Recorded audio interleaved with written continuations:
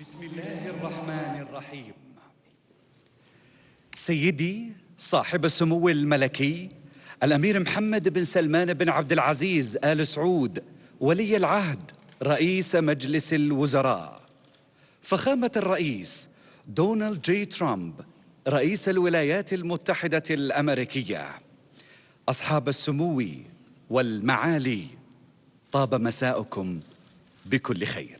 In the name of Allah, the most gracious, the most merciful, Your Royal Highness Prince Mohammed bin Salman bin Abdul Aziz Al Saud, Crown Prince and Prime Minister, the Honorable Donald J. Trump, President of the United States of America, Your Highnesses and Excellencies, warm greetings.